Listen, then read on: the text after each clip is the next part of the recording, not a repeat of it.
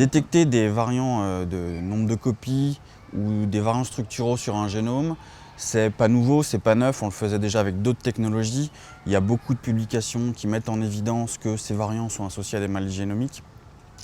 Et donc il y a un intérêt certain pour réaliser cette tâche. C'est pas si évident que ça. Il y a aussi également, comme pour les SNV, beaucoup d'outils qui les implémentent avec beaucoup de méthodes. Il y a principalement 4 grandes méthodes de détection. Il y a une première méthode qui est basée sur l'assemblage de novo. Alors cet assemblage de novo, il est très compliqué et très gourmand en ressources de calcul. Donc on l'utilise assez peu fréquemment, à vrai dire. Il y a une seconde méthode qui est basée sur la détection de la profondeur de séquençage tout au long du génome. Donc ce qu'on va faire, c'est que on va partir d'une hypothèse que le séquençage d'une molécule représente aléatoirement un fragment de cette molécule. Et donc, statistiquement, quand on séquence une molécule, on mesure l'abondance de cette séquence dans notre génome.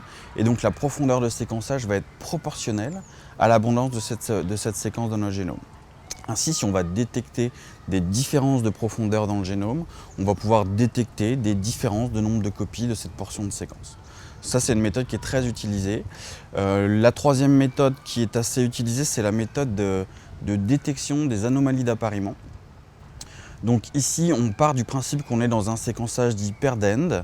Donc on séquence les deux extrémités d'une même molécule. Ce séquençage nous apporte des informations supplémentaires, telles que la distance entre ces deux séquences et puis l'orientation des deux paires de la même molécule.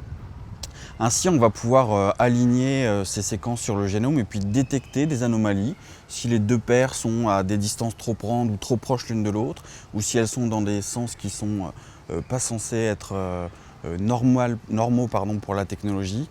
Alors on va pouvoir émettre l'hypothèse qu'il y a un variant structural ou une anomalie génomique à cet endroit-là. Et enfin, la dernière méthode, c'est la méthode dite split-read, qui va nous permettre de détecter des anomalies d'insertion, délétion.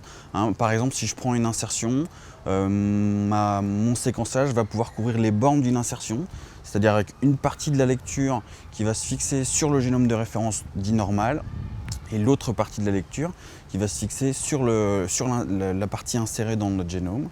Ce qui fait que quand je vais essayer d'aligner ça sur mon génome de référence, cette jonction n'existera pas et donc mon read va être coupé en deux avec une partie d'un côté, une partie de l'autre ailleurs dans le génome. Il va être splitté, d'où le nom de la méthode. Ça va nous permettre de détecter des anomalies de différents types. Alors évidemment, les 4 méthodes ne permettent pas toutes de détecter tous les types d'anomalies. Il faut souvent employer une ou plusieurs méthodes pour y arriver. Et souvent, on utilise une combinaison de celles-ci pour arriver à bien détecter toute une gamme d'anomalies la plus large possible et la plus efficace pour essayer de détecter ce qui peut causer la pathologie dans le génome de notre patient. La deuxième méthode, c'est une méthode de détection de la profondeur de séquençage et de ses variations. On part d'une hypothèse assez simple, c'est que quand on séquence une molécule d'ADN, elle est représentative d'un morceau du génome qu'on va séquencer. Alors, qu'est-ce que ça veut dire? Ça veut dire que l'abondance de cette séquence est proportionnelle à la profondeur de séquençage qu'on va avoir dans notre échantillon et dans notre séquençage.